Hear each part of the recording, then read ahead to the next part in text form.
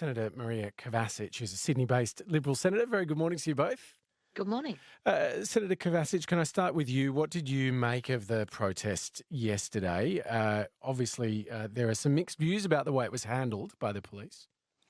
Look, I think the police did their best in very difficult circumstances and with very short notice. I think we have to understand that what they want is for the community to be safe and also to ensure that New South Wales police are safe in the carriage of their duties, and we wouldn't want anything different.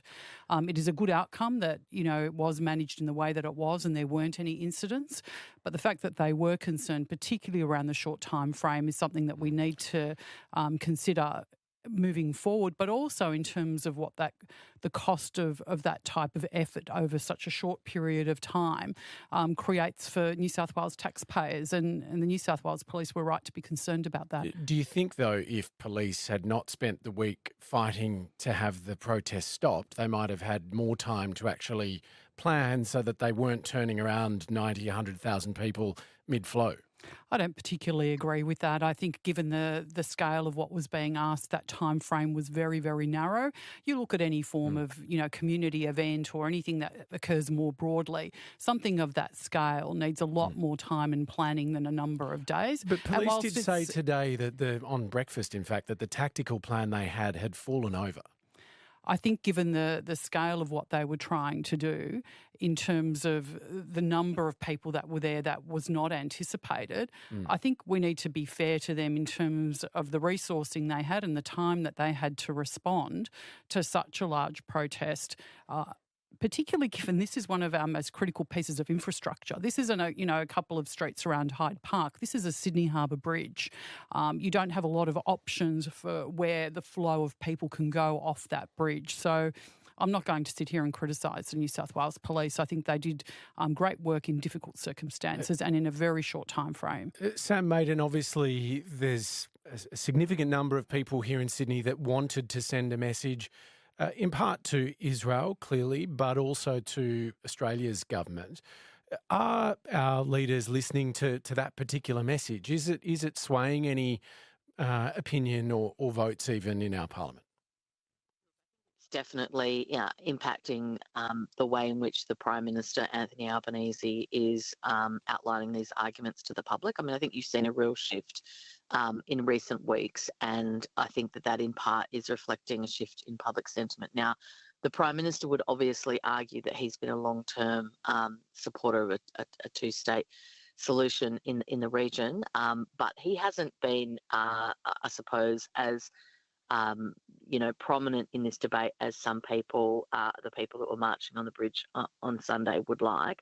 And so I think that he is absolutely responding to those public messages. I mean, it is an interesting phenomenon. These protests have occurred, every Sunday since October 7, as I understand it. And I think what happened on Sunday is definitely a sign that there has been, a shift into the mainstream over time about this. It's completely unsurprising that people in Australia would be horrified both of the, shocking images that emerged over the weekend of the Jewish hostages who remain being starved by Hamas, and also the shocking images that have emerged from children in Gaza.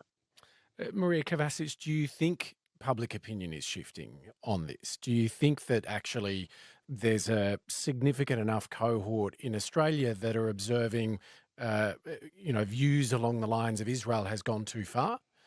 They may have had a justification for responding in the immediate aftermath, but the significant loss of civilian life, what appears to be starvation, is too much and must stop. Do you, as a serving MP from Western Sydney, do you hear that from your constituents? What I hear, and I think you hear the same, is Australians want this conflict to stop. Australians want to see peace in Gaza. They want the conflict between Israel and Palestine to end. But what we also hear very, very clearly is that there is an absolute understanding that Hamas is a terrorist organisation, and we can't normalise them, or we can't normalise any scenario where in a two-state solution Hamas has any role whatsoever in governing Palestine. And I think the other thing we need to take really close note of is But that is there trades. anyone actually saying Well, that? yeah, absolutely. But Hamas trades. who in our politics is arguing for Hamas to have a political seat Well, at the we're table? talking about the community more broadly. So Right. politically, there are separate discussions to what people are saying to us when we go out and speak to them. And the reality is, this is a terrorist organisation that trades in human suffering and in death. The images that you spoke about. No, let me finish. The images that you spoke about of the Israeli hostage who was starving to death. That is unacceptable. It is unacceptable for children in Gaza to not be fed. These are the things that Australians are sick of seeing. And I think globally that's the case as well. So you can't actually just sort of go, well, this is okay and that's not okay. None of this is okay. And that's what Australians are telling us. If Australia's government, though, does recognise a Palestinian state, that doesn't necessarily mean Hamas is part of it. I mean, the government is pretty clear, isn't it, that Hamas has no role in any future Palestinian state. And we must make absolute certain of that. And that's why the recognition of Palestine needs to occur at the end of this conflict, where Hamas has no part. So it's something very simple can occur here, is Hamas can release the hostages and they can down their weapons and walk out of Gaza. We need to ask why they refuse to do that. But historically, there's a lot of states that are created. There's a lot of recognition of things before conflicts are necessarily over. Is it creating an unachievable benchmark by saying this must all be over and done with before a state is recognised? I don't think so, particularly when you actually have the governing body in Gaza being a terrorist organisation. I think we can't move past that point. So are we going to say, oh, yeah, that's fine, let's have the two-state solution and let's let Hamas lead that until we can respectfully, determine Senator something else? Kovacic, Yeah. I don't want to get stuck on this, but that's slightly misleading, isn't it? Because actually all of these Western governments that are talking about recognising a Palestinian state are referring to as the Palestinian Authority, which currently is not in control of Gaza. No, it's and I'm two not, different things. yeah. And it's a bit misleading to sort of infer that anyone's talking about recognising a Hamas-run Palestinian state. No, I'm not misleading you. What I actually said to you is we can't have that. We can't have a scenario where we actually accept that. I think that's critical. And we can't move away from having that as the absolute core pillar to any recognition when we go to a two-state solution. The coalition wants a two-state solution. That's what we've wanted for a long time. But what we also have to recognise is that a lot of the suffering that has occurred in Gaza has come at the hands of Hamas. You're listening to Mornings on 702. Tops of 19 degrees on the coast, 19 in the west. It's currently 12 degrees here at Parramatta Square. Sam Maiden is here from news.com.au and the Liberal Senator Maria Kovacic. Sam, the union's out over the weekend pushing for changes to property investment rules ahead of the productivity roundtable. Are they onto a winner with this? Obviously, Labor now in government's taken changes to negative gearing to a couple of elections, didn't go particularly well. Well, they took it to the election in 2019,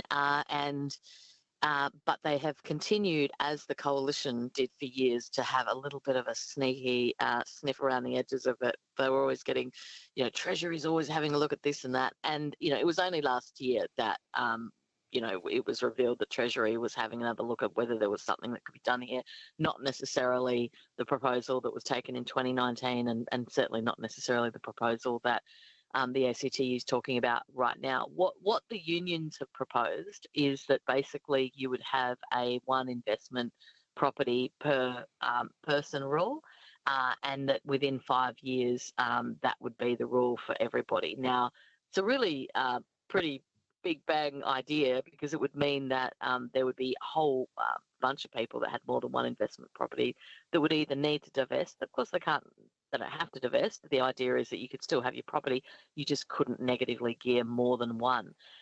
So it's definitely going to kickstart the debate. A bit interesting that we haven't actually had any formal reaction from the government yet. Unfortunately, Tanya Plibersek was on Sunrise, wasn't asked about it.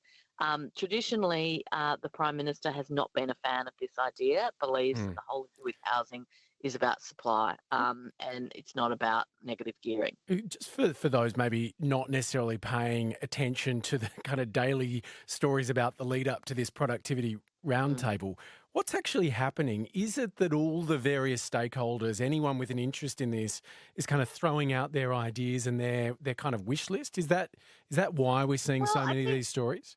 the interesting thing to remember is that there's not many people that have been invited to this Okay. connectivity Spot on. timetable, and the people that have been invited, I'll give you a bit of a hot tip, Hamish. They've been invited by the Prime Minister and the Treasurer, so they can't really sit around and complain about, oh my God, like who invited that person? There's a crazy person in the hood, because the people that rolled out the carpet were the government.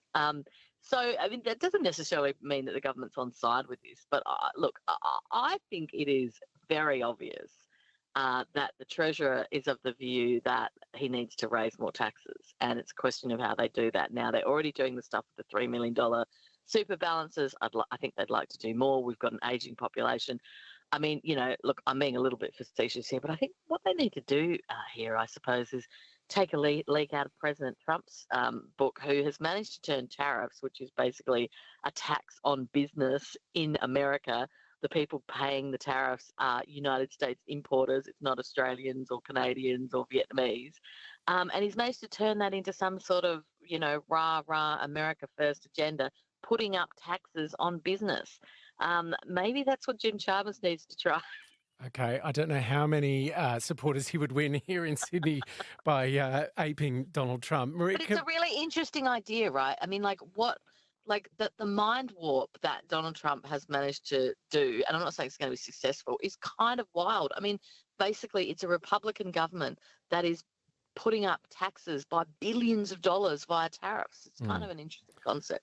Maria Kovacic, if you're a young person trying to buy a place here in Western Sydney, or in fact any part of Sydney, and you see the tax incentives that are offered to people with multiple investment properties, might you observe, well, they can still have one investment property with those tax incentives, but not multiple?